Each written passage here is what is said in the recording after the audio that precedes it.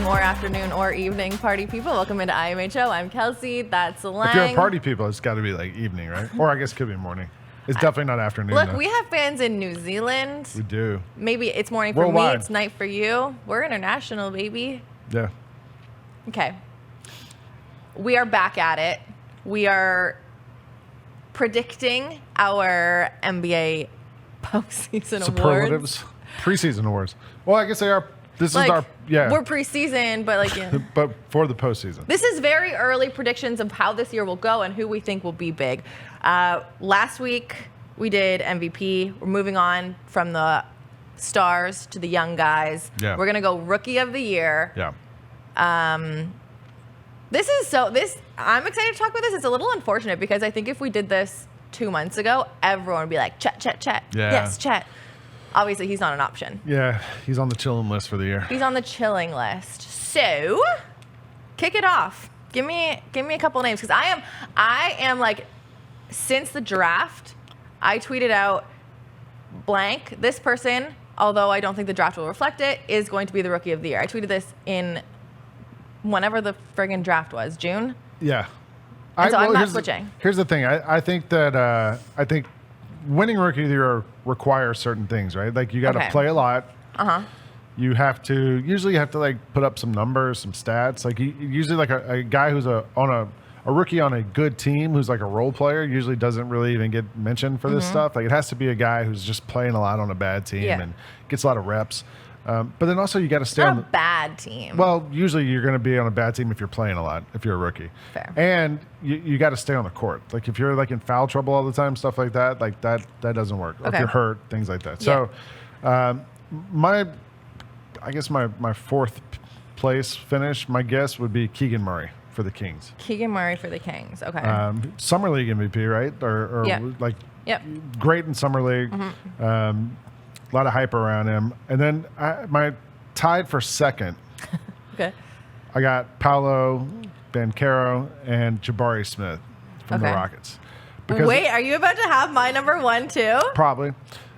Who's your go? Give me everybody but your number one. Those two guys, Paolo and Jabari, I think both those guys, they're on teams where like they're not going to be like the alpha male on those teams, the alpha dog. So, maybe they don't have to do everything, but they're also big guys. And big guys just get in foul trouble like crazy when you're rookies in the NBA. And I wonder, it's a faster game. Yeah, and just like you don't know how to defend and keep your hands up. I think they're going to have trouble staying on the court a little bit, and maybe have trouble like just scoring like they did in college. So it takes a little bit for them to adjust. Okay, my number two would definitely be Paolo. I think he is probably like the most raw talented. Yeah, like he's just athletic. I like him a lot. He wouldn't be my pick, but I like him a lot. I obviously like the two Canadians in Mathurin and Shaedon Sharpe. Sure. I wouldn't pick them, unfortunately. Dyson Daniels is another one that I'm interested in, but I don't think. But I think we're going to have the same number one. Yeah. And I said, even though he went, fourth in the draft, I truly believe he's going to make the biggest impact. I think so, too. Detroit is going to be so good this year. Detroit is not going to be like, Jaden Ivey is my number one. Yeah. Detroit's going to be good. I think so too, but I think the reason he's going to get it is because first of all, he's a guard, so he's going to have the ball in his hands a lot, and he's got good players around him. He's got guys who can play defense. He's got guys who can score, Cunningham and other guys. So I think like he's in a really good position to be successful early on. He doesn't have to go out there and score 25 points a game or do anything like that. He could. I think he's going to, probably average 16 a game. Maybe he can average 7-8 assists, something like that. Like he could be really impactful from the start. And I think he'll be good on the defensive end too. Like he's smart. Yeah. And he's been around the NBA for years now, like, right? Because his mom was a coach here. Like we've seen him. He's been in gyms with these guys, been around it. He knows how the NBA works. And I think the adjustment for him is going to be a little less than it was for He has a relationship with John Moran, who also won Rookie of the Year in his rookie season. So we both say Jaden Ivey. Okay, here's my one question, though. Right.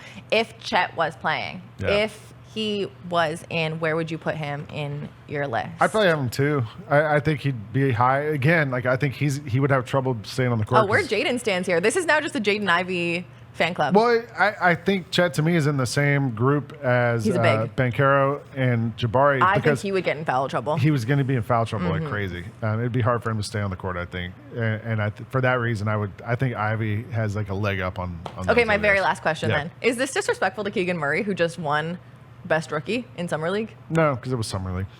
Meh. Summer League. Snooze, you lose, sucker. Yeah.